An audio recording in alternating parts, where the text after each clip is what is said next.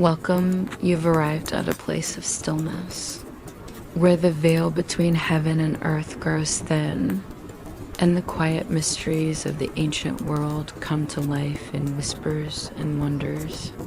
Tonight, we'll walk beside a prophet whose name followed Elijah, but whose story often remains hidden behind the fire that came before him. His name was Elisha, a man of vision, a man of presence, a man who saw what others could not. This is not a tale of noise or chaos, but of sight without spectacle, of chariots unseen, and divine protection that arrives before the fear can even settle in. In this gentle journey, you'll drift through the life of Elisha, from the fields where he once plowed, to the mountain where a servant's eyes were opened. You'll hear of kings in secret whispers, of angels cloaked in flame, and the unseen world that hums just beneath the visible. We'll begin, as always, with the ordinary, the texture of daily life in Elisha's time. Then we'll follow the quiet thread of his calling, pause to explore the mysteries he witnessed, and close by contrasting the prophet's life with those who held earthly power. Let the night wrap softly around you. Let your breath grow slow, and let's begin. With the rhythm of life in ancient Israel, imagine yourself in the soft morning light of the northern hills of ancient Israel.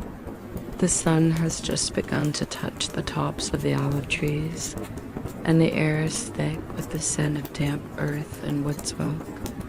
You hear the steady clack of a wooden yoke, the soft rustle of wheat fields ready for harvest, and the bleating of distant goats echoing through the quiet hills. This was Elisha's world, not the palace, not the temple, but the earth, the soil beneath the sandals, and the simple rhythm of rural life. Elisha was not born into priesthood or politics. He came from Abel-Meholah, a town whose name means meadow of dancing, a place of farmers, plowmen, craftsmen. His hands were rough with labor, his shoulders shaped by yokes and sun. He was the son of Shaphat, likely a well-respected landowner, and he worked the fields alongside others. Imagine the feel of linen tunics brushing against wheat stalks, the heaviness of clay jars filled with water drawn from shared wells, the simplicity of meals, lentils, olives, warm bread with sesame seeds, the song sung at dusk low and steady, passed from mother to child to mother again. This land scarred by drought, blessed by rain, was the pulse of Israel's people. Life was cyclical, predictable in some ways, yet always vulnerable. A late harvest could mean hunger. An early frost could ruin entire families. Women ground grain early in the morning, the rhythmic sound like a heartbeat across the village. Men herded sheep to nearby hills. Children gathered figs or chased doves in the dust. And yet, amidst all this ordinary labor, there lingered the presence of the extraordinary. Prophets were not common, but they were feared, respected, revered, and in some households, quietly watched with suspicion. Elisha would have known of Elijah before he ever met him. He would have heard the stories of fire falling from the sky, of rain returning after years of silence, of ravens and widows and miracles beyond explanation. But none of that was part of his daily life. Not yet. He was still just a man behind the plow.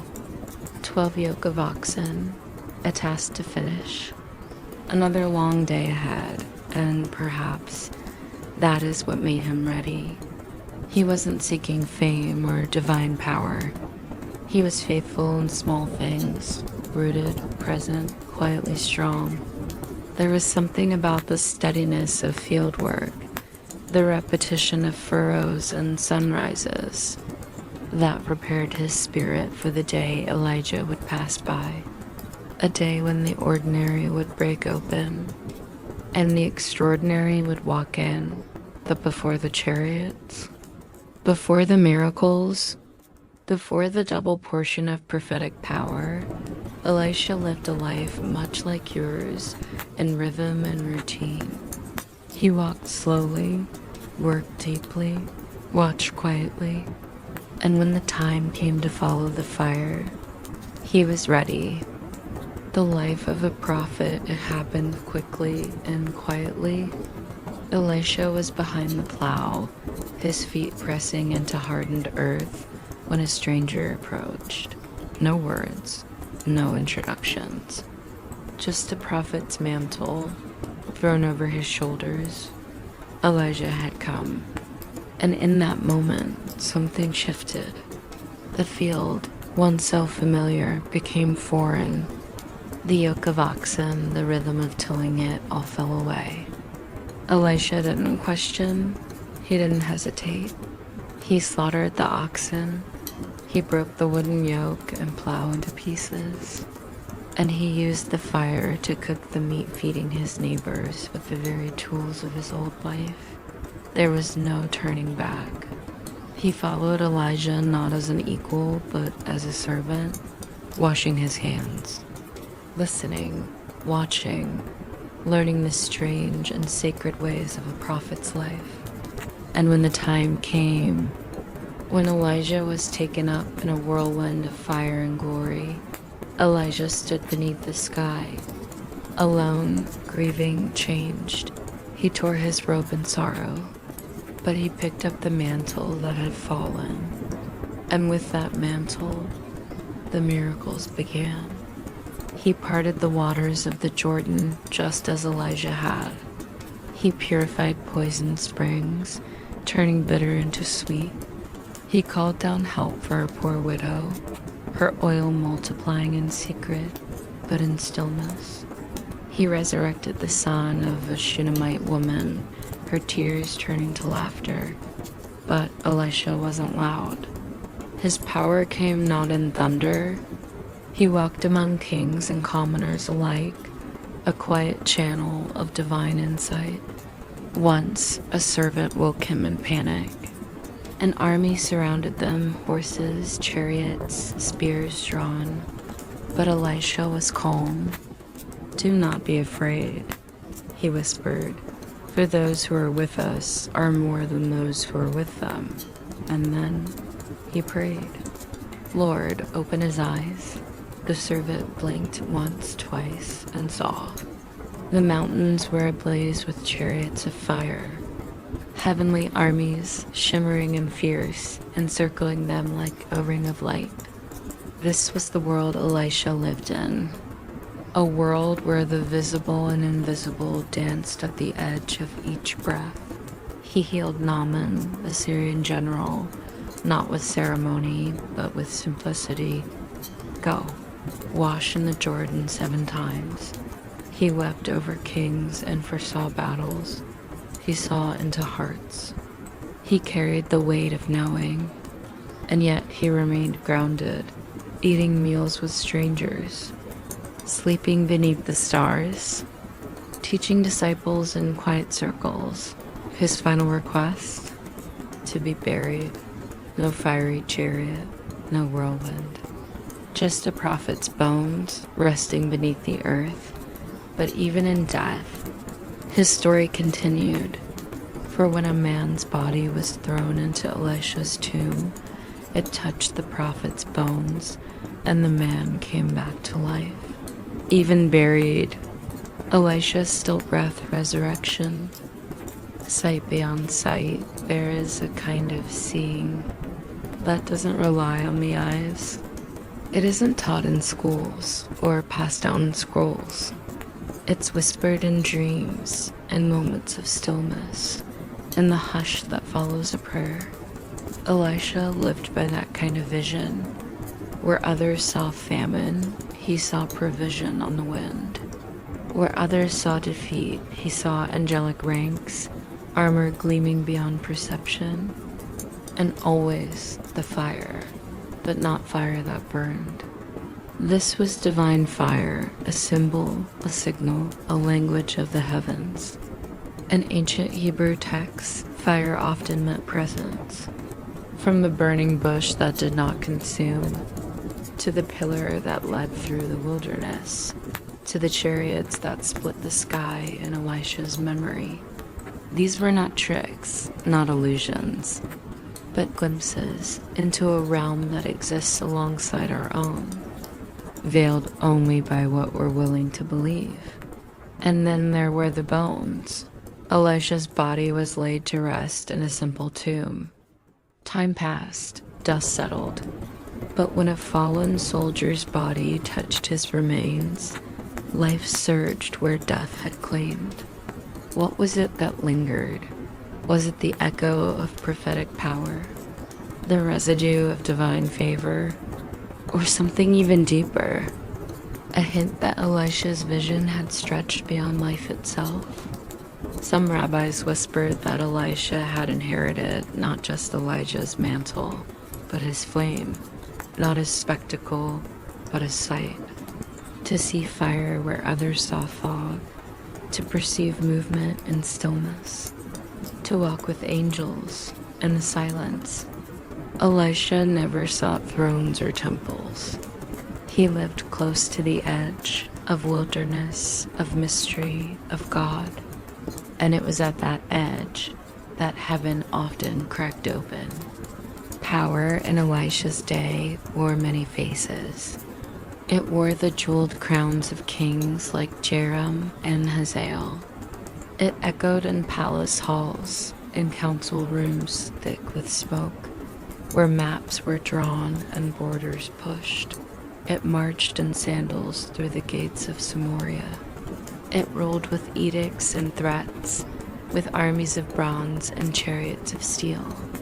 But Elisha, he carried no weapon. He wore no crown. And yet kings bent toward his whispers. When a nation's borders trembled, they came to him. When a commander was dying of leprosy, but a prophet. He sought not a surgeon. Naaman, proud and mighty, dipped in the Jordan not once, but 7 times, because Elisha had spoken. And in these moments, the contrast became clear. Earthly power shouted, spiritual sight whispered. Kings feared rebellion. Elisha feared only losing the voice of God. The royal court strategized with spies. But Elisha, he heard the war plans, whispered in secret chambers, revealed to him in dreams. It was not the horses and chariots that held true strength. It was the host of heaven, silent, unseen, surrounding the mountain when Elisha's servant cried out in fear. Open his eyes, Elisha prayed, not for glory, not for vengeance, but so the boy could see what Elisha already knew, that heaven does not abandon its messengers, that the fire of God burns not to destroy, but to reveal. In the end, Elisha's greatest contrast was this. He lived in the same land as kings, but he ruled no nation. He walked the same roads as soldiers, but he carried no sword. And still his name endured, not carved in stone, but etched into stories, into moments of sight, into flames that never consumed. So now we exhale. The dust settles, the fire quiets, and the mountain fades into twilight. We have walked through the towns Elisha passed, stood in the silence where vision stirred, and paused where heaven brushed the earth. His story was not one of thunder and crowns, but of quiet faith, of seeing what others could not, and trusting that the invisible was no less real.